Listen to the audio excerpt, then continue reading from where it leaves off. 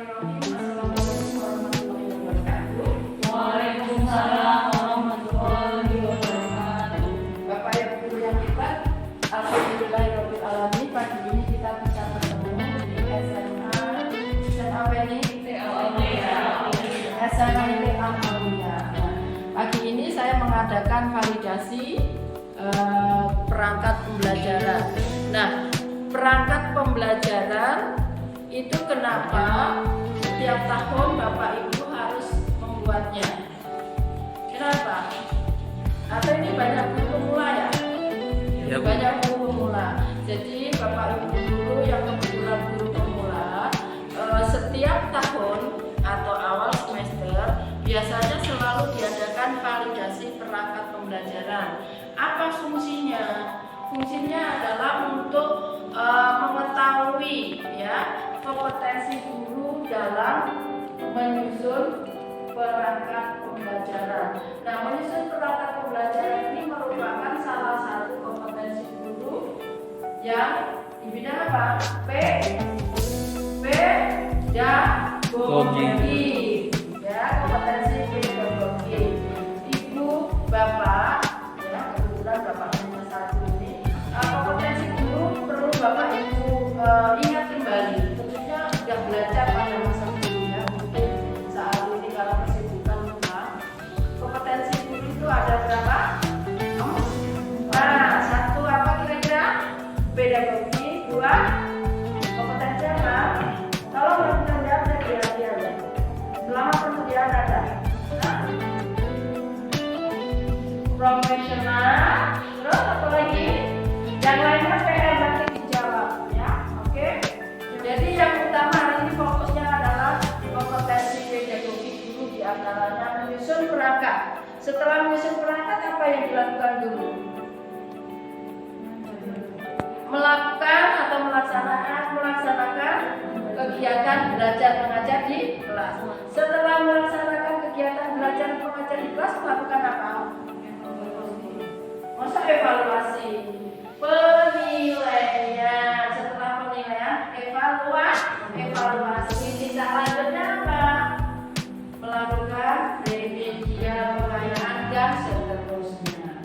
Oke, Bapak Ibu, do you agree with me? Yes. Thank you. Nyusun lembar kerja peserta didik yang sederhana. Langkah awal adalah lihat kegiatan inti di RPP yang akan diajarkan. Coba Ibu Bapak lihat kegiatan intinya, atau Bu Paramita, kegiatan intinya ada enggak di situ? Materi ini adalah materi apa, Bu? Seperti introduction herself dan family. Introduce herself and family. Itu berarti dalam bentuk dialog. Ya. Nah, sekarang kegiatan inti yang pertama itu apa, Bu, di situ? Siswa diberikan tayangan berupa dialog, kemudian siswa diminta untuk melihat dan mengamati dialog tersebut. Ya, itu di lembar kerja yang pertama perintah harus menggunakan KKO. Berarti siswa diminta untuk mengamati. Kalau perintah itu tidak diminta. Perintah itu gimana? KKO-nya. Ibu harus Siswa mengamati. no. Kalimat perintah dalam lembar kerja itu harus singkat padat berisi. Ya, singkat padat berisi. Jadi bagaimana? Perintahnya amatilah, tulis ya. Amatilah video yang disajikan tentang apa tadi? Introducing herself and family. Nah, setelah mengamati disuruh apa siswanya, Ibu Bapak? Berdasarkan KI di RPP-nya Ibu Mita, disuruh ngapain? Masa diamati aja? Enggak lah, harus ada. Dan disuruh apa yang terakhir tadi, Bu Mita? Melihat, mengamati, membaca dan menuliskan kembali, diberi tayangan tentang tayangan tersebut. Menulis kembali, berarti intinya poinnya di situ, amatilah dialog yang disajikan, kemudian tulislah kembali ya dialog tersebut dalam buku catatan kalian. Berapa dialognya yang harus ditulis Ibu? Harus dibatasi. Dialognya berapa? Jangan semua dialog suruh nulis, atau memang Ibu suruh nulis semua dialognya? Enggak sih Bu, di video itu ada sekitar 4 dialog. Tapi teman saya minta 2 aja. Berarti perintahnya tulislah dialog 2 atau tulislah dua dialog saja. Jangan banyak-banyak, kan ini masih kegiatan inti yang pertama ya kan? Oke. Temukan hal yang belum kamu pahami dari dialog itu. Jadi Ibu bilang tadi kegiatan inti yang kedua adalah mengidentifikasi. Apa yang diidentifikasi itu harus jelas. Apa yang diidentifikasi? Yang diidentifikasi hal apa sih, expressions tentang introduction itu apa yang belum dia pahami dari dialog itu. Kan ini kan materinya kayak expressions ya Bu ya, untuk introduction itu. Jadi mengidentifikasi apa yang belum dipahami. Jadi perintahnya yes. Mengidentifikasi tentang gimana ya bebasnya itu, mengidentifikasi expression yang belum dipahami terkait dengan introduction. Dari video tersebut. Berapa yang harus ditulis Ibu? Identifikasinya berapa yang Ibu ini kan? Nah, sebaiknya Ibu Bapak ini masukkan saja ya. Kalau memberi soal kepada siswa itu harus ada batasannya. Gunanya apa? Soal itu harus ada batasannya. Jumlah soalnya ditentukan. Gunanya apa Ibu Bapak? Coba. Gunanya apa? Untuk lebih fokus. Lebih fokus ada materi yang diajarkan. Ada pendapat lain? Kira-kira apa Ibu? Kira-kira apa? Kok soalnya enggak tulislah, identifikasilah sebanyak-banyaknya dialog tentang herself atau introduction herself. Kok enggak gitu? Kenapa Ibu Bapak? Kenapa harus dibatasi 2 soal, 5 soal atau 6 soal? Kenapa harus dibatasi dalam buat soal? Tujuannya adalah untuk memudahkan Bapak Ibu memberikan penilaian. Kalau sebanyak-banyaknya itu susah Ibu Bapak mau memberikan nilai. Rubrik penilaiannya juga susah. Jadi soalnya Ibu batasi 3. Jika siswa dapat menjawab 3 berarti nilainya 100. Ya kan, jika hanya menjawab 2 berarti nilainya 80 atau 90, terserah Ibu. Yang penting jumlah soal itu memudahkan kita untuk memberikan skor. Do you agree with me? Ya. Perintahnya adalah tulislah 4 atau 3 dialog tentang jati diri atau introduction tadi, introduction herself atau himself, terserah, dengan kelompokmu atau secara kelompok.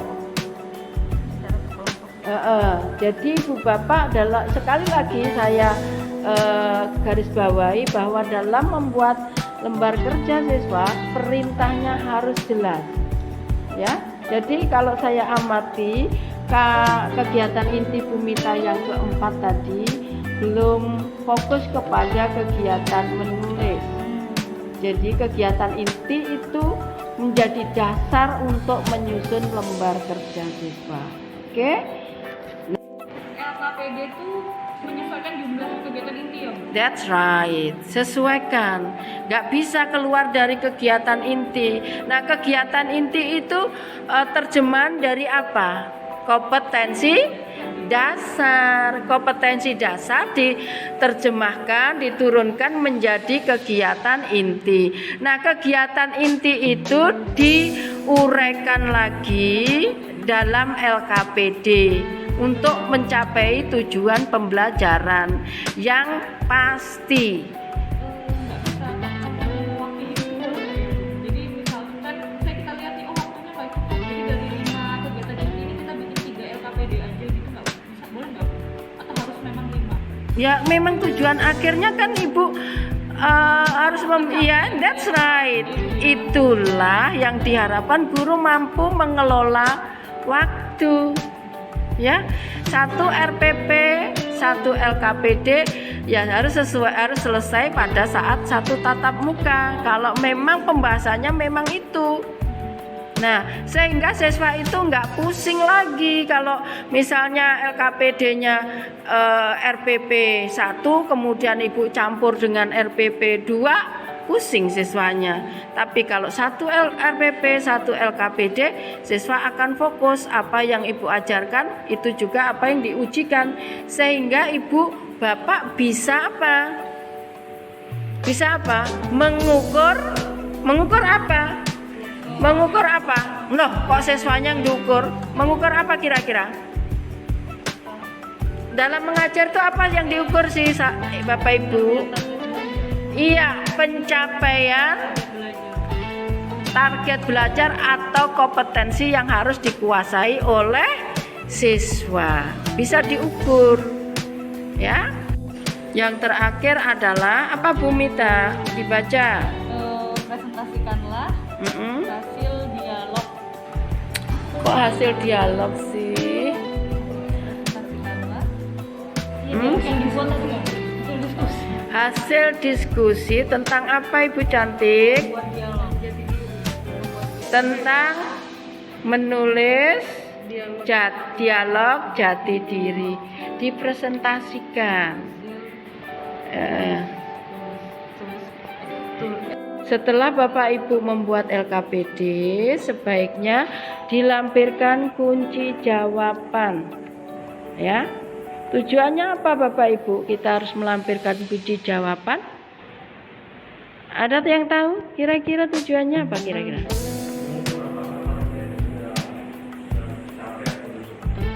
Kunci jawabannya gunanya untuk mengukur, ya kah? Ya, mempermudah pembahasan atau untuk apa? Iya, untuk mempermudah penilaian. Tepuk tangan dong buat Pak Akmal. Ya. Itu soal itu ada di buku gitu nggak boleh? Harus dibikin soal ini. Jadi misalnya ini kita ngejelasin materi kan, terus ngasih soalnya itu ada di halaman sekian, buku paket halaman sekian gitu nggak boleh Bu, ya harus bikin LKPD sendiri. Nah, soal Ibu boleh mengambil dari buku lain, tapi sesuai KD pembahasannya. Misalnya di buku yang diterbitkan oleh Dinas Pendidikan, ya kan? Mana gitu kan, boleh. Yang penting sesuai dengan kompetensi dasar yang dipakai. Kemudian KI-nya, kata kerja kegiatan inti, sesuai dengan kegiatan inti itu. Misalnya kalau di dalam RPP Ibu itu tentang introduction antara Ali dan Abu Nawas, Ibu nyari buku lain yang berjudul introduction, memperkenalkan Tommy dan Jerry misalnya. Boleh saja Bu.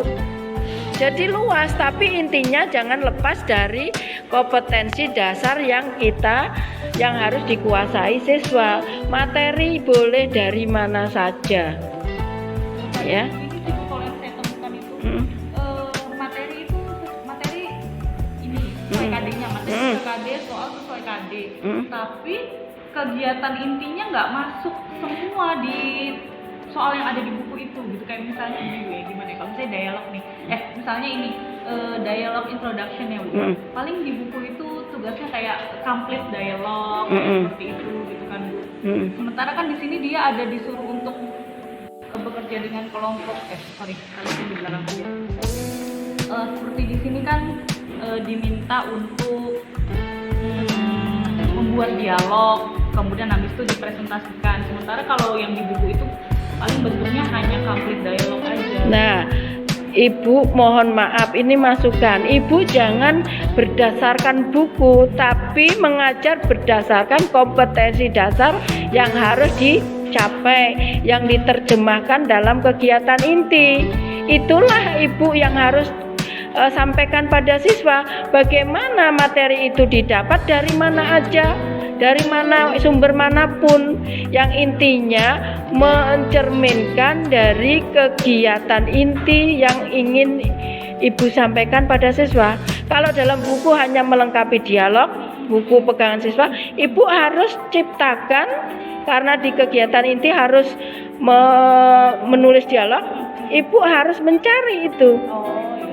Ibu harus meng-create, ya, mencari materi lain yang sesuai dengan KD yang Ibu akan ajarkan.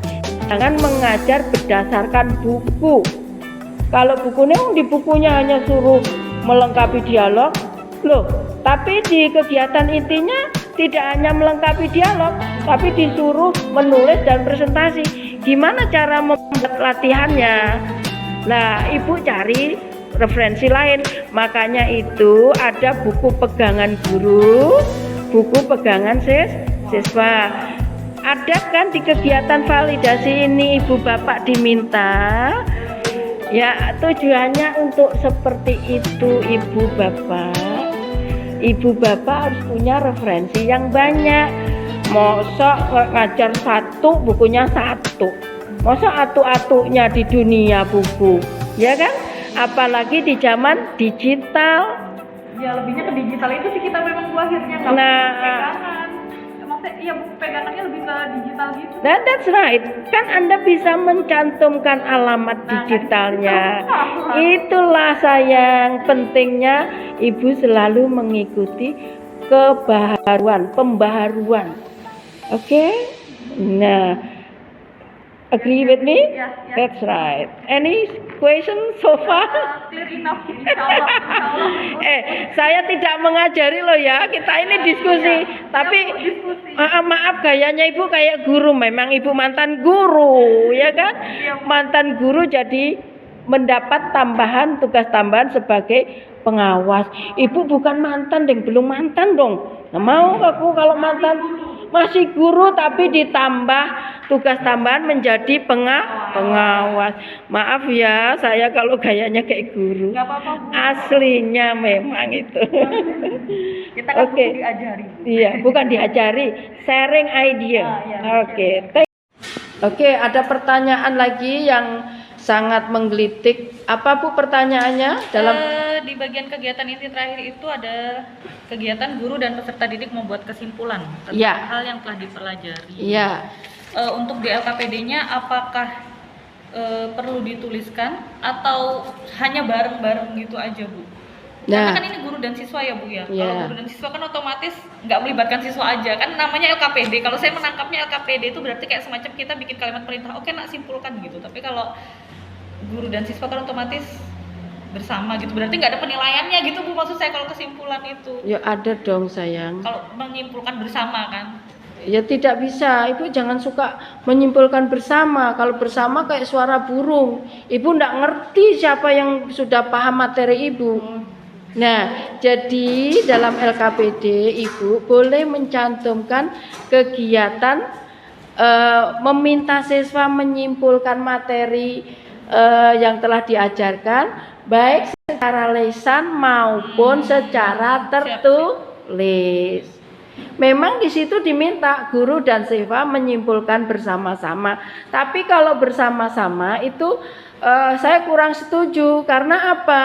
Kalau bersama-sama, apakah kalian sudah mengerti? Jawabannya biasanya apa dong? Sudah. Nah, bisakah Ibu Bapak mengukur kalau siswa itu ngerti dengan jawaban sudah? Bisa enggak Ibu ukur? Tidak bisa. Nah, supaya Ibu Bapak mengetahui bagaimana siswa itu memahami materi, bagaimana cara ngukurnya? Ayo. Dari penugasan, dari hasil penugasan. Hah? Dalam mengajak? kegiatan menyimpulkan loh, gimana caranya? Hah? Iya, tanyakan satu orang. Gimana perintahnya kira-kira Ibu cantik? Minta bisa simpulkan pembelajaran yang kita pelajari tadi. That's right. Misalnya, kita, can you make summary about this material? Ya, lebih jelas kan? Mita, bisakah kamu buat rangkuman tentang materi yang kita ajarkan tadi? Nah, ini kan gurunya, kegiatan guru meminta siswa untuk membuat summary. Kegiatan siswa ngapain? Menyampaikan kesimpulan, membuat kesimpulan. Jadi itulah yang dimaksud guru dan siswa menyimpulkan, Ibu Mita, ya. Jadi guru memerintahkan membuat rangkuman, siswa membuat rangkuman dalam catatannya. Setelah itu presentasikan. Jadi perintahnya gini, secara sederhana pada kegiatan kesimpulan ya. Anak-anak tadi kita telah belajar tentang dialog introduction. Ya, menurut kalian pendapat siapa namanya Ibu siapa?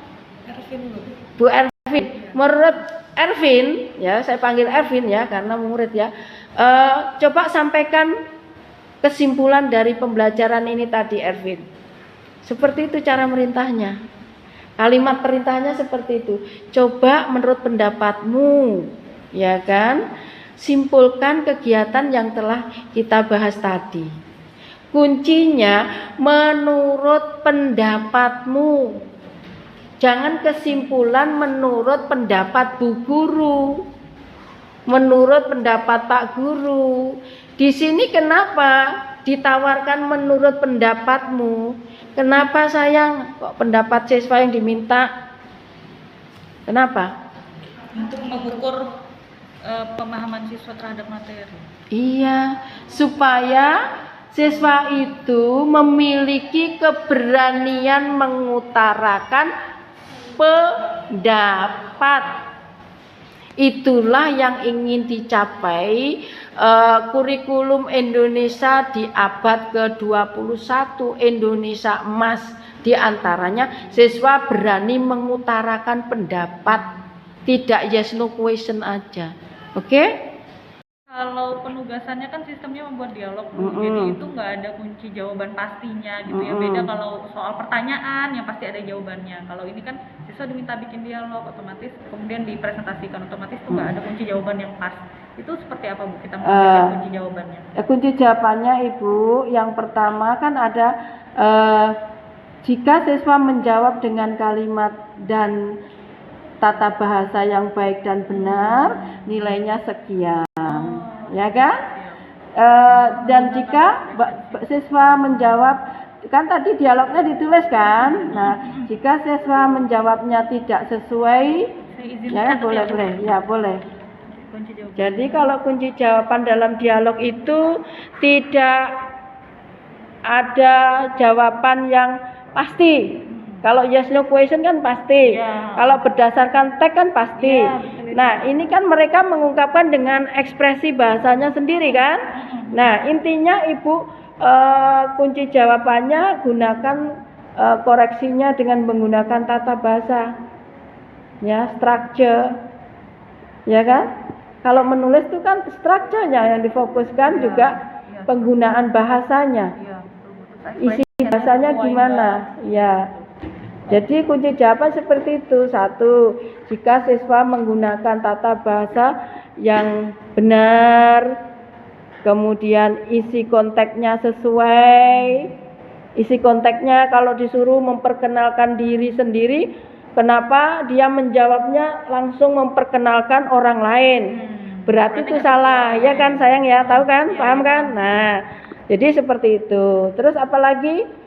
Ya otomatis ada titik komanya, tanda baca dan seterusnya. Jadi seperti itu, kita harus membuat rubrik penilaian seperti itu ya. Itu contoh sederhana aja Ibu Bapak ya. Ini jadi kayak pedoman penskoran gitu ya Bu ya? Apa Bu? Masuk ke situ nggak sih Bu, pedoman penskoran? That's right.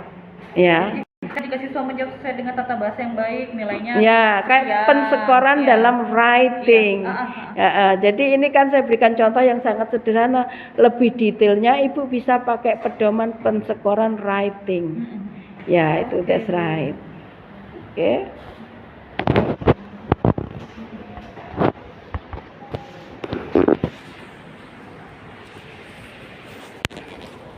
Setelah Bapak Ibu membuat LKPD, sebaiknya dilampirkan kunci jawaban. Ya. Tujuannya apa Bapak Ibu? Kita harus melampirkan kunci jawaban. Ada yang tahu kira-kira tujuannya apa kira-kira?